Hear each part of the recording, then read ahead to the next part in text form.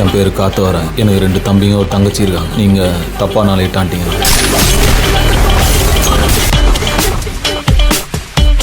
He is smarter than I thought. எங்க போயிடுவான் புரிஞ்சுக்கலாம். இந்த மாதிரி ஆளுங்களை தொடக்கூடாது. தொட்டா கன்ஃபார்மா முடிச்சிடணும்.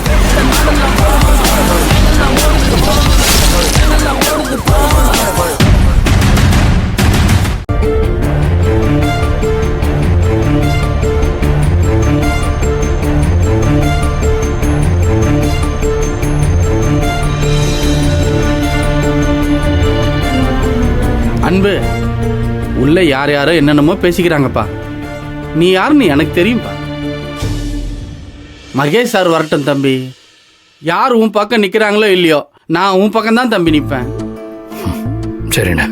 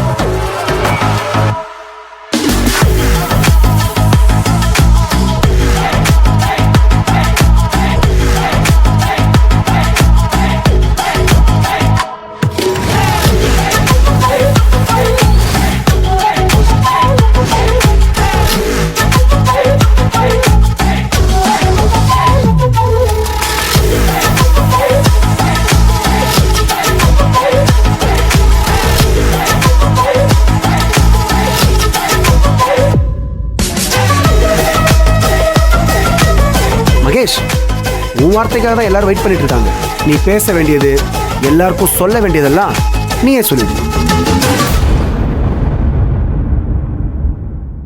இதுல சொல்றதுக்கு என்ன சார் இருக்கு? அதான் நேத்து எல்லாத்தையும் பார்த்துட்டோமே. மகேஷ் சார் பண்ண தப்பு என்ன தெரியுமா?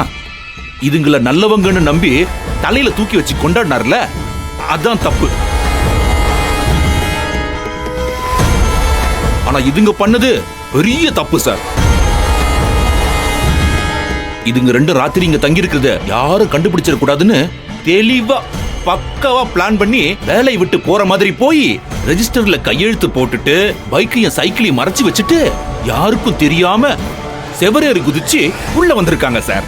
இதுதான் நடந்திருக்கு சார்.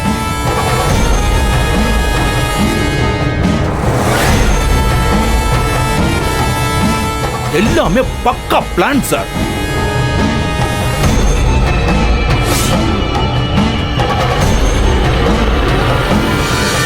இப்போ அட்டெண்டன்ஸ் ரெஜிஸ்டர்ல இவங்க 2 பேரும் கையெழுத்து போட்டதுக்கு அப்புறம் தான் நான் கையெழுத்து போட்டிருக்கேன். அப்போ இவங்க முன்னாடியே பிளான் பண்ணி கையெழுத்து எல்லாம் போட்டு ரெடியா தான் இருந்திருக்காங்க. ஆனந்தி கையெழுத்தையும் இவன் தான் போட்டிருப்பானோன்னு எனக்கு சந்தேகமா இருக்கு சார்.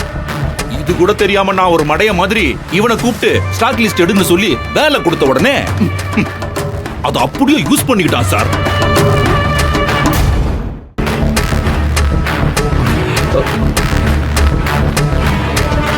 பாக்குறவங்க கண்ணுக்கு இவன் நான் சொல்லிதான் அங்க வேலை பார்க்கிற மாதிரி ஒரு விஷயத்தை உண்டாக்கி அங்கேயே இருந்துட்டான்.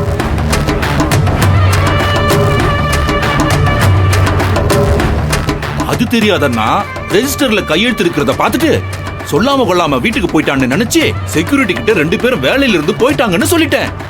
செக்யூரிட்டியும் நம்பிட்டான்.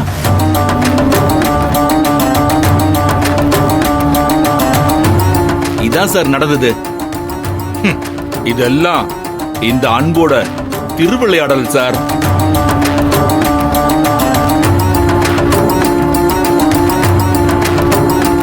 சார், நீங்களே உங்க இஷ்டத்துக்கு வாய்க்கு வந்த கதையெல்லாம் சொல்லிட்டு இருந்தா எப்படி சார்? நீங்க சொல்ற மாதிரி திட்டம் போட்டு உள்ள இருந்திருந்தா எல்லாரும் மறுநாள் வேலைக்கு வரும்போது அவங்க மாட்டிக்க மாட்டாங்களா சார்? சார், என்ன நடந்தது நான் சொல்றேன் சார். நேற்று குடோனுக்குள்ள வேலை பார்க்கும்போது யாரோ பூட்டிருக்காங்க சார். வெளியே வர்றதுக்கு எவ்வளோ ட்ரை பண்ணியிருக்காங்க, ஆனால் அவங்களால வர முடியல சார். கரண்ட் வேற கட் ஆயிருக்கு. அதனால தான் மெழுகுவத்தி ஏற்றி வச்சிருக்காங்க. தூங்கிட்டு இருந்த ஆனந்தியோட தாவணியில் தீப்பத்தி இருக்கு. நல்ல வேலை ஆனந்தி அதை கவனிச்சிட்டா. முழு தாவணி எரியறதுக்கு முன்னாடி ஆனந்தி தாவணியை கீழே போட்டா சார். இல்லைன்னா அவங்க 2 பேர் உயிருக்கும் ஆபத்தாக இருக்கும் சார். ஆனந்தியோட மானத்தை மறைக்க அன்பு அவனோட சட்டையை போட்டுக்க சொல்லியிருக்கான் சார். 2 பேரும் அசந்து தூங்கியிருக்காங்க சார். அப்பதான் சார் நீங்க வந்து பார்த்துருக்கீங்க.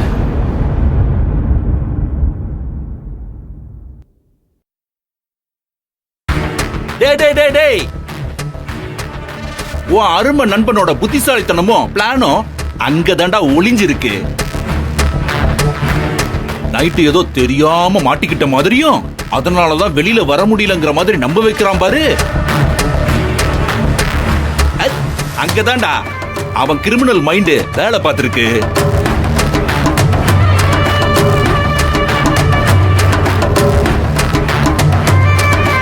அவன் எந்த அளவுக்கு கிரிமினல்னா 9 மணிக்கு மேல ஹாஸ்டலுக்கு ஆனந்தி வரலன்னா பிரச்சனை வரும்னு அவனுக்கு தெரியும். அதான் இங்க மாட்டிக்கிட்டதுனாலதான் ஆனந்தி டைமுக்கு வர முடியலன்னு ஹாஸ்டல் இருக்கிறவங்களை நம்ப வைக்கிற மாதிரி யோசிச்சிருக்கான்.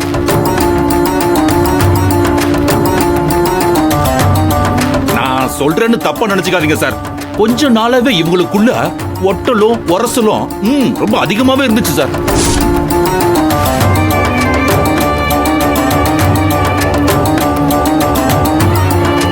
ஆனா இன்னைக்கு கோவில் மாதிரி இருக்கிற இந்த இடத்துக்குள்ள இப்படி ஒரு காரியத்தை பண்ணுவாங்கன்னு நான் நினைச்சு கூட பார்க்கல சார்.